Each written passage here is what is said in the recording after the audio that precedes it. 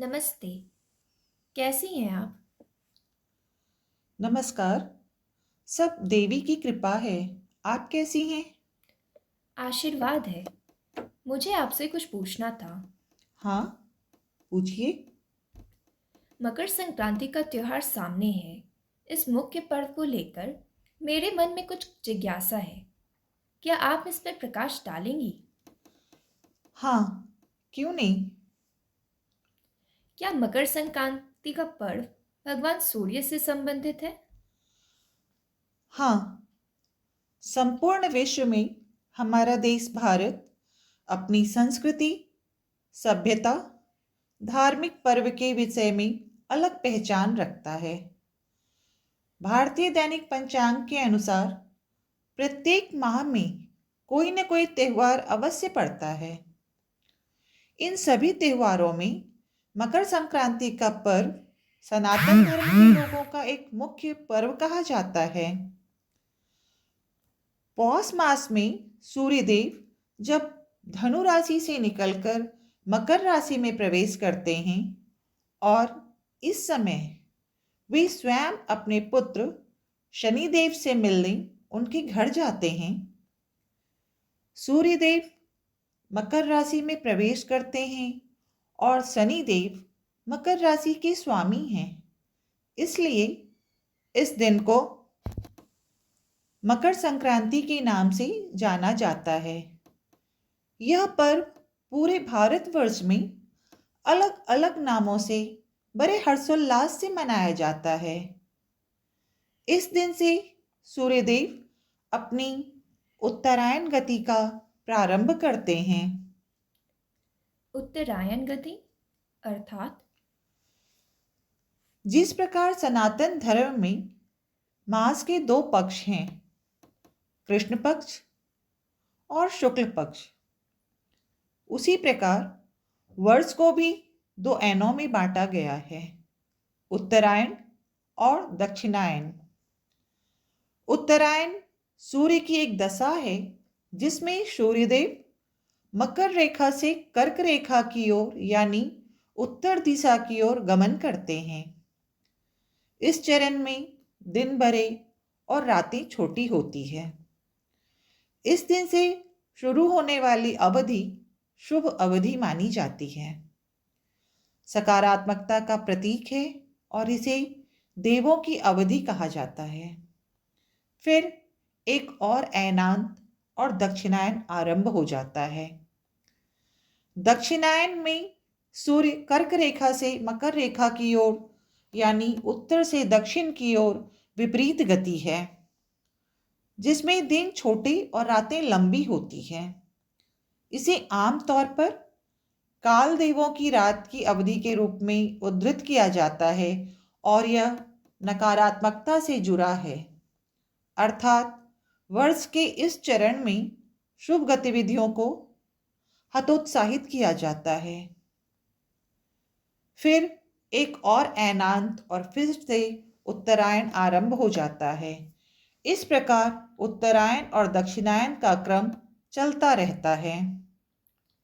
सूर्यदेव के 7 घोड़ों का नाम क्या है? गायत्री, भ्रांति, उष्णिक, जगति, त्रिस्तप, अनुस्तप और पंक्ति। इन घोड़ों को छंद भी कहते हैं।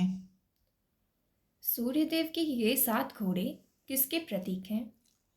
गायत्री अनुशासन और कठोरता का प्रतीक है। भ्रांति गति और शक्ति को प्रदर्शित करता है। वहीं उष्णिक बल और साहस का प्रतीक माना जाता है, तो जगति पराक्रम और वीरता का प्रतीक है। त्रिस्तप ज्ञान और विज्ञान का प्रतीक है। अनुस्तप बुद्धि और विवेकशीलता का प्रतीक है और पंक्ति स्वर्ग में नेतृत्व को बताता है। सूर्य भगवान का रथ किसे दर्शाता है? भगवान सूर्य का रथ सप्ताह के 7 दिन, इंद्रधनुष के 7 रंगों मनुष्य के शरीर के 7 चक्रों और सप्त ऋषियों को दर्शाता है। सूर्य की किरणों में विद्यमान 7 तरह के प्रकाश को भी ये 7 घोड़े दर्शाते हैं। सूर्यदेव के रथ का सारथी कौन है? भगवान आदित्य के रथ का सारथी अरुण देव हैं, जो ऋषि कश्यप और देवी विनीता के पुत्र, भगवान विष्णु के वाहन गरुड़ के भाई और जटायु और संपाति के पिता हैं। क्या सूर्यदेव के घोड़े ग्रहों को ऊर्जा प्रदान करते हैं? हाँ, कुर्म पुराण में बताया गया है कि सूर्यदेव के रथ में जुते हुए ये 7 घोड़े अलग अलग ग्रहों को ऊर्जा प्रदान करते हैं।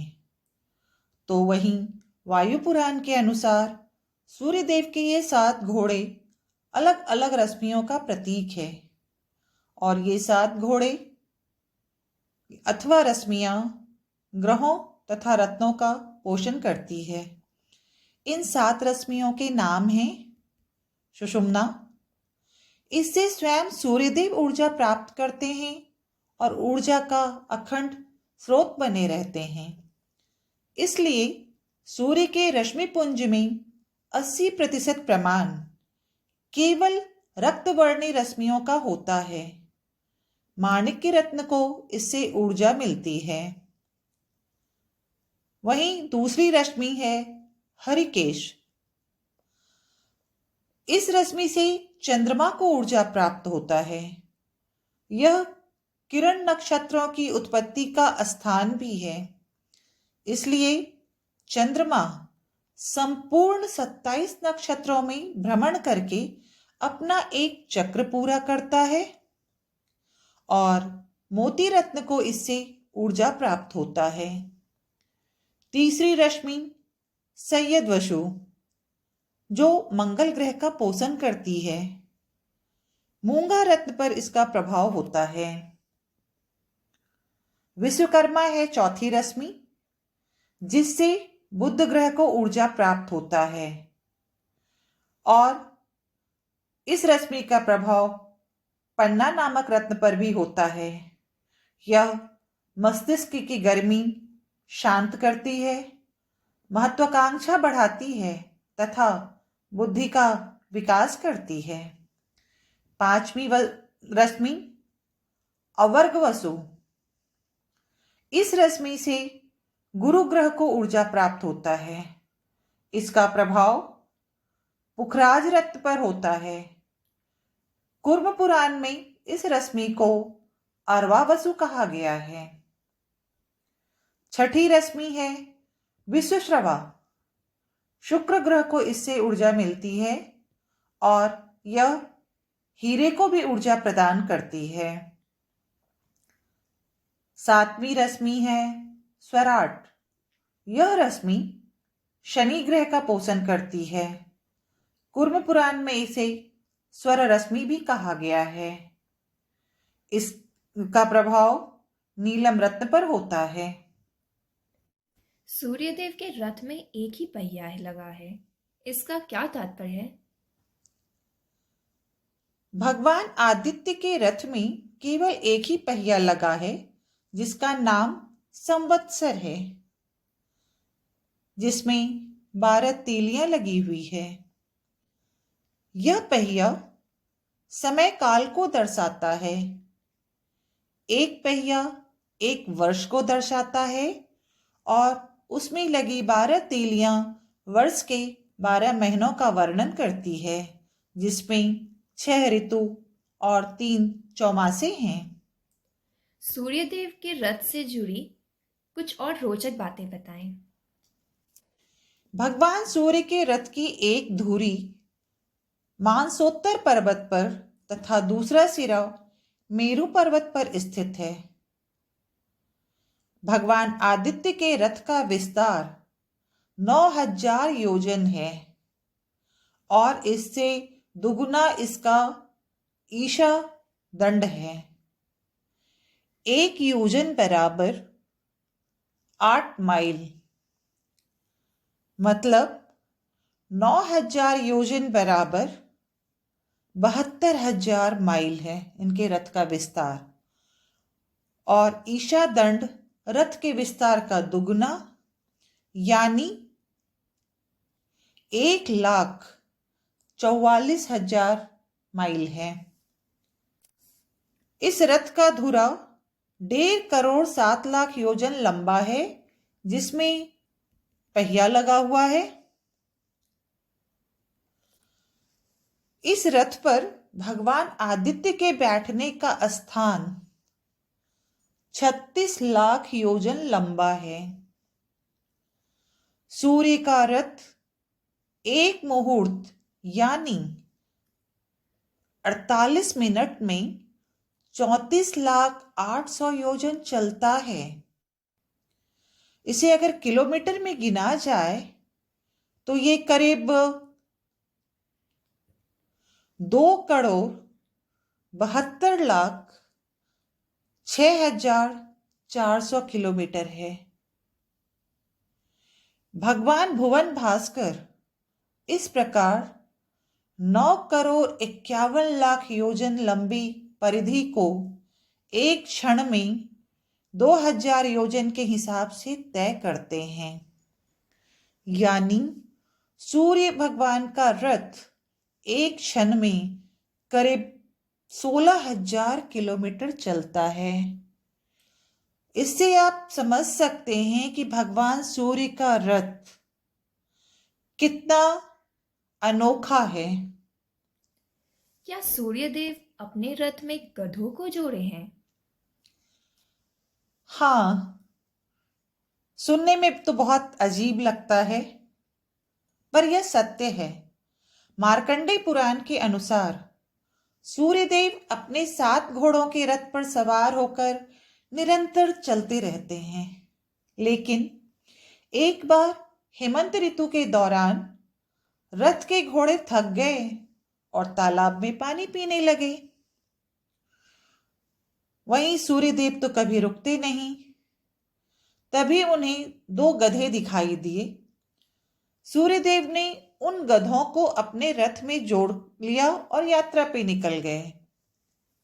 हालांकि घोड़ों की तुलना में गधे बहुत धीरे चल रहे थे। 1 महीने बाद सूर्यदेव गधों वाले रथ को लेकर उसी तालाब पर पहुंचे जहां घोड़े पानी पीने लगे थे। अब तक घोड़ों की थकान खत्म हो चुकी थी और वापस यात्रा के लिए तैयार हो गए थे। इसके बाद सूर्यदेव ने अपने रथ से गधों को निकाला और घोड़ों को वापस जोड़ अपनी यात्रा शुरू कर दी। जितने समय तक भगवान सूर्यदेव ने गधों को रथ में जोड़ा, उस समय को खड़मास कहा गया है। संस्कृत में खर का अर्थ है गधा। कहा जाता है माँ गंगा राजा भागीरथ के पूर्वजों का उद्धार मकर संक्रांति के दिन ही की थी। हाँ, ये सत्य है। मकर संक्रांति के दिन ही माँ गंगा राजा भगीरथ के पीछे पीछे कपिल मुनि के आश्रम पहुंच राजा सगर के 60,000 पुत्रों का उद्धार की और सागर में मिल गईं और वह स्थान गंगा सागर के नाम से प्रसिद्ध हुआ। इसके पीछे एक रोचक कथा है। कृपया उस कथा को बताइए। कथा थोड़ी लंबी है। कोई बात नहीं, मैं जानने के लिए उत्सुक हूँ। प्राचीन काल में सूर्यवंशी चक्रवर्ती सम्राट सगर थे। उनकी 2 रानियां थीं। एक विदर्भ राजकन्या रानी केशनी, जिससे एक पुत्र असमंजस था, और दूसरी रानी सुमति से 60,000 पुत्र थे। एक दिन राजा सगर ने अश्वमेध यज्ञ का आयोजन किया, जिसके लिए उन्होंने अपने अश्व को छोड़ दिया, जिसे देवराज इंद्र चुराकर कपिल मुनि के आश्रम में बांध दिए। क्योंकि आप सब जानते ही हैं कि धरती पर अगर कोई कुछ धार्मिक कार्य करते हैं, यज्ञ तप करते हैं, तो देवराज इंद्र को उससे बहुत कठिनाई होती है। उन्हें लगता है कि उनका सिंहासन छिन जाएगा। राजा सगर ने अपने 60,000 पुत्रों को यज्ञ के अश्व को खोजकर लाने का आदेश दिया। जब उन्होंने कपिल मुनि के आश्रम में अश्व को बंधा देखा तो आश्रम पर आक्रमण कर दिए। इससे क्रोधित होकर कपिल मुनि ने अपनी आंखों की ज्वाला से राजा सगर के 60,000 पुत्रों को जलाकर भस्म कर दिए। अपने पुत्रों के विषय में अवगत हो राजा सगर कपिल मुनि से उनके लिए उद्धार की प्रार्थना की। तब मुनि ने बताया कि देव नदी गंगा जल से ही इनको मुक्ति मिलेगी। राजा ने अपने पौत्र अंशुमन को राज्य का उत्तराधिकारी बना तप करने चले गए।